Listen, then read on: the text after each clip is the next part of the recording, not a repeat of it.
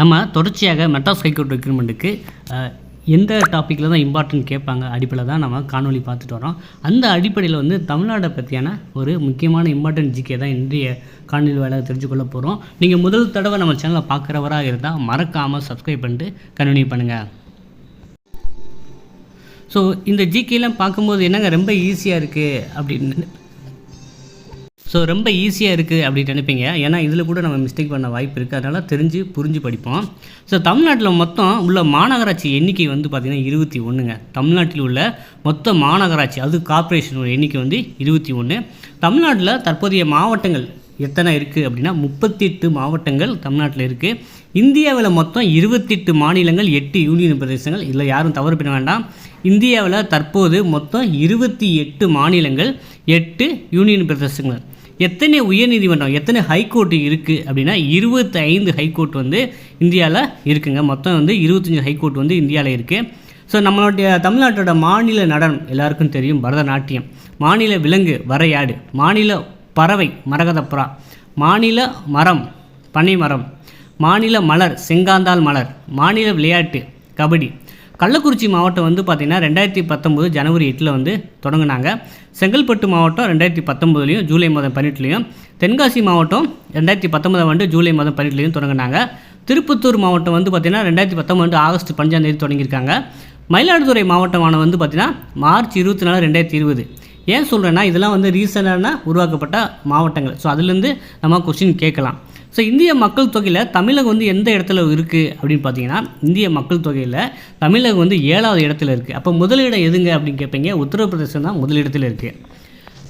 சென்னை உயர்நீதிமன்றத்தின் கிளை எங்கே உள்ளதுன்னா மதுரையில் தான் இருக்குது. இது எந்த ஆண்டு தொடங்கப்பட்டதுன்னா 2004 தான் மெட்ராஸ் ஹைகோர்ட் பிரான்ச் வந்து மதுரையில் தொடங்கினாங்க 2004. ஸோ தமிழகத்தோட ஹைகோர்ட் எங்கே இருக்குது? அது உயர்நீதிமன்றம் சென்னையில் தான் இருக்குது. தமிழக கடற்கரையின் மொத்த நீளம் எவ்வளவு அப்படின்னா தமிழக கடற்கரை இந்தியா கிடையாது. தமிழக கடற்கரை மொத்த நீளம் 1076 கிலோமீட்டர்.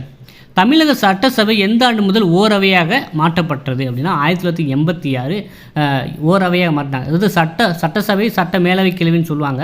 ஸோ அதெல்லாம் கலைக்கப்பட்டு வந்து ஓரவையாக வந்து பார்த்திங்கன்னா 1986 தான் அதை ஓரவையாக மாற்றினாங்க. தமிழகத்தில் அதிகளவு கல்வி அறிவு பெற்ற மாவட்டம் எதுனா கன்னியாகுமரி 92.14%. அதிக மக்கள் தொகை தமிழ்நாட்டில் வந்து சென்னை தான். தமிழகத்தில் மொத்தம் எத்தனை கடலோர மாவட்டங்கள் இருக்குது அப்படின்னா 13 மாவட்டங்கள்.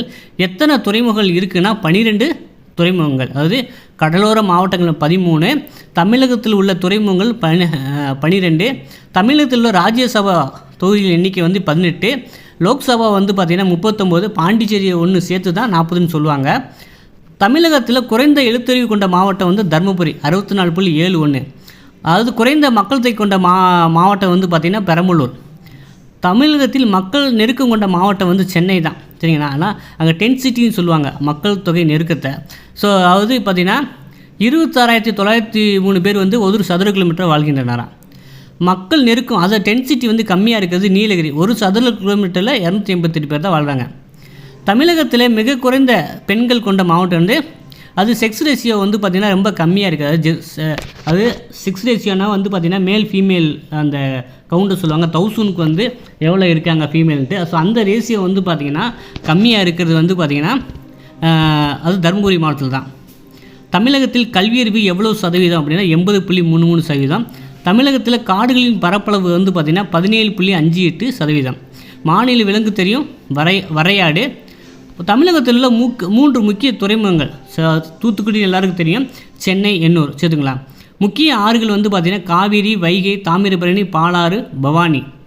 ஸோ தமிழ்நாட்டில் சமத்துவபுரம் வந்து முதல்ல எந்த மாவட்டத்தில் தொடங்கப்பட்டதுன்னா மதுரை மேலக்கோட்டை 1997. தமிழ்நாட்டில் சமத்துவபுரம் வந்து பார்த்திங்கன்னா மதுரை மேலக்கோட்டையில் 1997 தொடங்கப்பட்டது. தமிழ்நாட்டின் மாநில அரசு சின்னம் வந்து பார்த்திங்கன்னா ஸ்ரீவில்லிபுத்தூர் கோபுரம் தான், ஓகேங்களா.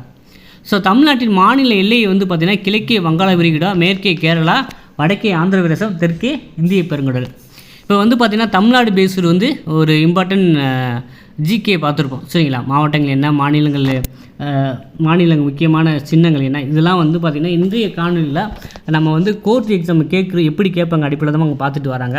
ஸோ இந்த காணொலி உங்களுக்கு மிகவும் பயனுள்ளதாக இருக்கும் அப்படின்னு நம்புகிறேன். இதே போல் வந்து பார்த்திங்கன்னா கோர்ட் எக்ஸாமுக்கு நமக்கு டிரைவர், மற்ற டைப்பிஸ்ட்டு, ஜெராக்ஸ் ஆப்டருக்கு ஸ்டடி மெட்டீரியல் எல்லாமே ப்ரொவைட் பண்ணிக்கிட்டு இருக்கோம்.